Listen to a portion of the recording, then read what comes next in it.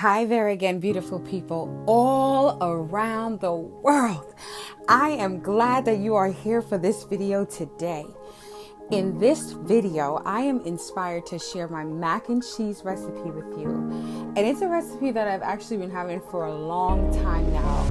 And I've been wanting to share it with some of my amazing family members and some friends. You see, I like to watch other YouTube cooking videos, trying out recipes, and sometimes I actually try to recreate them and make them into my own. This video here is actually my first dish back on YouTube with a recipe. So go me, go Kay, okay. And I figured with the holidays approaching, I'd be more than happy to share this. So before we get into this, I do want to go forward and give you a quick food diary about myself and a quick history about how I enjoyed food when I was growing up. All right, so stay tuned and we'll take it back for more. I have been a foodie lover since I was a kid, hence why I was one of the most cutest, chunky little girls around. And growing up, I enjoyed eating a variety of foods. I've experienced many different kinds, from dining in or takeout, to mouth-watering foods, fancy restaurants or hole in the wall, some good home-cooked meals, even snacks, treats, goodies, or something I can just whip up real quick and make it into my own little flair. Anyways, you see, the experience to try different foods has been a passion of mine, thanks to my parents who are true food lovers. However, now I enjoy eating foods that nourishes and takes care of my body. If you haven't seen my video, Fitness Resolutions, about setting up your fitness goals, I'll definitely leave a clip for you right here, and feel free to check out the link below. If you know me, I was not always the greatest nor the healthiest eater either. You see, throughout the years, I've learned how to have the balance between eating healthy foods as well as having those comfort and cozy meals like mac and cheese that are really tasty and fun to eat. There's just something to me when you have those comfy, hearty meals. It really has a way of touching the soul. And having this earthly experience, listen, I am grateful and delighted I get to have these earth pleasures too. Why not? We're gonna get into this. And we're gonna do this like we're in the kitchen, just cooking together, chilling out and having fun. So to start off, I'm gonna be sharing my process and how I go about getting everything ready for this meal. One of the things about cooking is cleaning can be a hassle. And if you are vibing with that, definitely leave a comment below. And don't forget to check out my website, justkatia.com, where you can get all this information there right up front. Anyways, especially when you're cooking for large amounts, which is something I do often. I'm really big on entertaining. I enjoy decorating. I even enjoy cooking and a little cleaning. But to reduce the mess, this is where I try to be creative. And something like mac and cheese, where the cheese is pretty gooey and sticky, I like to use the minimal as possible dishware. So when I make my mac and cheese, I use a disposable aluminum foil pan. You can buy these foil pans at your local grocery stores, your local Dollar Mart. You can get them at party supply store. I will leave a link for you in my description box if you are the kind of person who rather to order it and have it delivered straight to your front door. Anyways, I go to the local store and I purchase these recyclable, reusable aluminum pans. They are often in different sizes, ranging from a small to large, and they have even a deep dish. The ones I like to use comes with the aluminum covers. And as you can see here, they are really inexpensive, super sturdy and durable. They're easy to use. Once you're done, crumble it up. You can recycle it like I do. I'm big on that. And it's a great way for you if you want to take it out to an event, a gathering, birthday parties, whatever you want. You don't even have to worry about cleaning it up. Just get rid of it. Otherwise, feel free to use Dutch oven pots, glass dish, or whatever you want. All of it works. I've tried it. Nothing changes the taste. As for our ingredients, This is mac and cheese, so obviously our star ingredient is the cheese. And with this dish, you can pretty much make any other options. You can add in seasonings to enhance the flavor. And I usually like to stick to using 2 white blocks and 2 yellow blocks of cheese just to add a mixture of color, but that's really all up to you. And the following cheeses that are used here were white and yellow extra sharp, white seriously sharp, and I tried this new habanero cheese, which adds a little bit of a spice. And usually I like to also add a Muenster cheese to give cheese dish a little more of a creamy texture. All right, so here is where we are going to start breaking things down while we're in the kitchen. So to begin, step 1.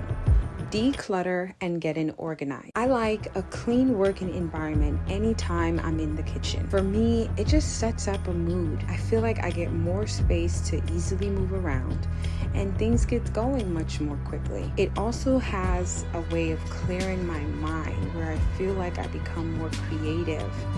I get into this ambiance or positive vibes, and it just gives me a great sense of energy where I'm flowing all throughout. And when I do so and take my time, somehow the food always seems to have a greater taste. So beginning with cleaning up the area, decluttering, and putting things away.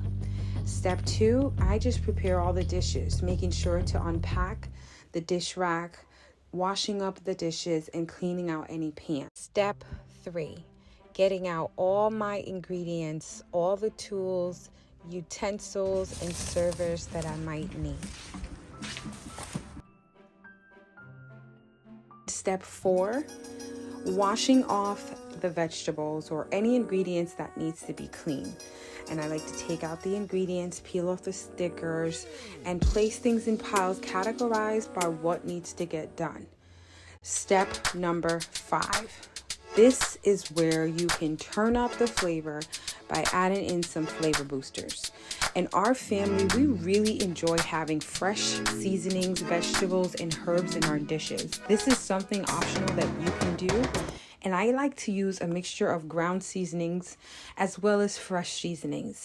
I usually don't measure out the amounts of things. Most times when I'm cooking, I'm really just in a vibe. Here's sort of what I can give you as a guide or an outline. When I make mac and cheese, I like to include the seasonings because obviously it brings out the flavor. And in order to do that without chunks and bits of pieces showing up while you're chewing, I like to blend everything together. 1 cube of a veggie bouillon, 2 garlic cloves, 1 small onion. You can reduce that to half or eliminate it, whatever you prefer. Salt and some black pepper, adjust to taste. I also use paprika, the nice, beautiful color in the dish. A 1/4 cup colored pepper, and blend everything together. Voila!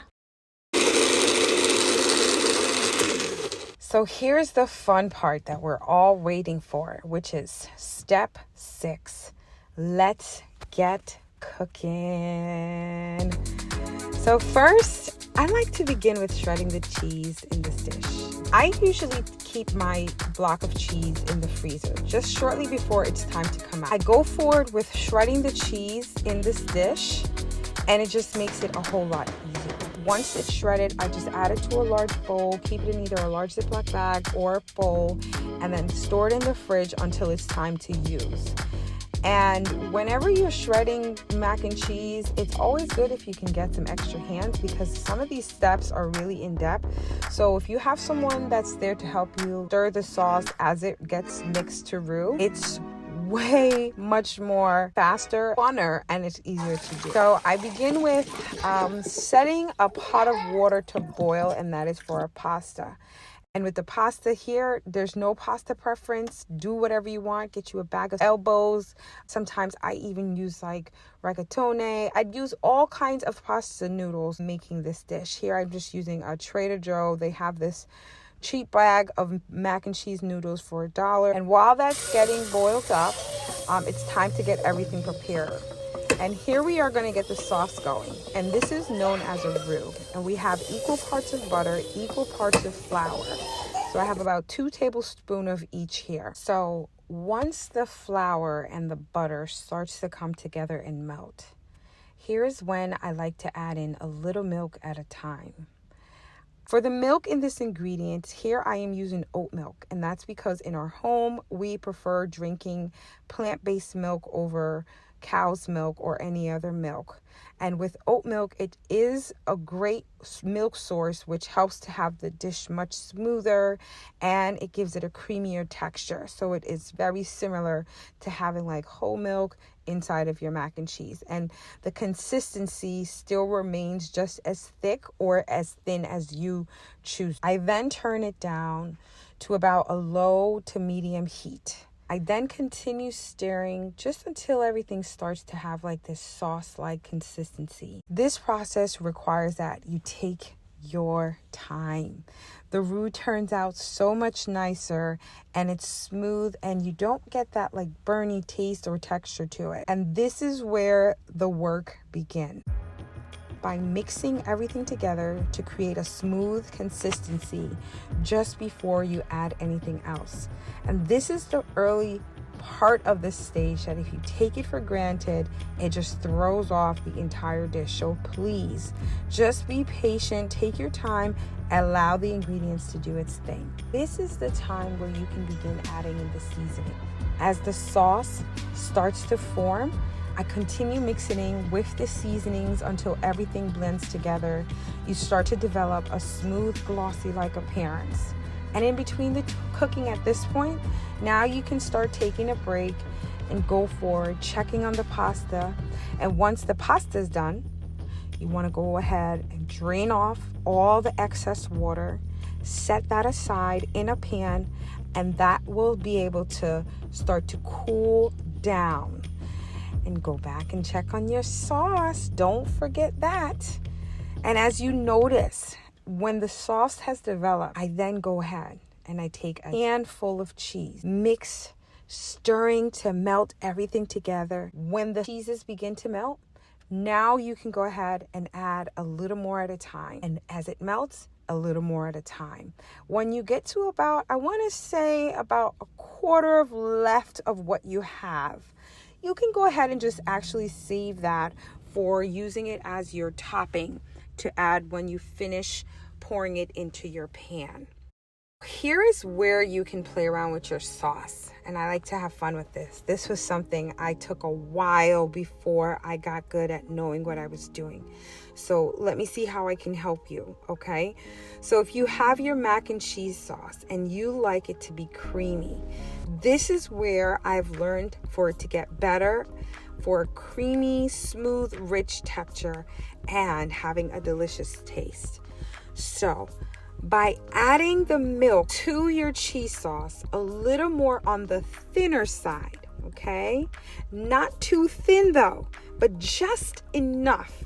Because as your mac and cheese is sitting in the oven, gathering its delicious time to bake and all of the juices start to release, it takes over and thickens up. And this is where the richness and the creaminess of the mac and cheese explodes. All right. So after you've gathered your sauce to the consistency, the color, and the texture that you like to have it, don't forget to be sure you have the taste for flavor. And if everything is good, let's get it. Let's go. It's time to add it right into your pan, right over the noodles. And as you add the sauce right to the pasta, the sauce then can get leveled up. And you want to add the remaining portions of the shredded cheese to the top. And for me personally, this is where I also add a little more for cheesiness.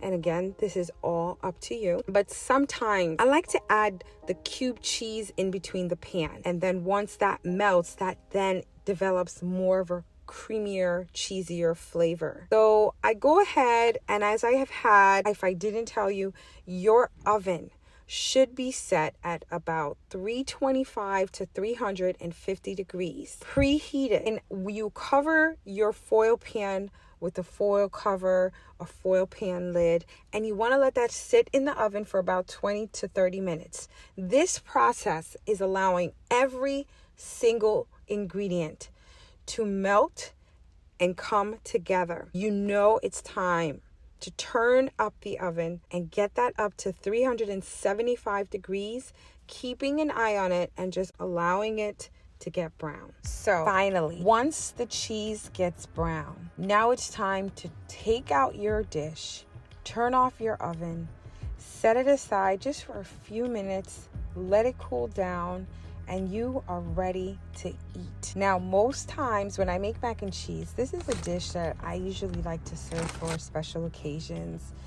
And if my little ones request it, then definitely I go for it. But mac and cheese is just one of those things that I enjoy having it around. And it's been like that for me ever since I can remember, which is why I decided to spend so much time that I invested in working on creating this dish the best that I can. And even after for so long now, I still think that I have more work to do. But at least I've finally gotten the hang of it and I feel comfortable. If you have any suggestions or methods or techniques that you are good at with your mac and cheese, I'd love for you to share and leave your comments and suggestions below. Anyways, guys, I am so grateful that you guys stayed tuned till this time.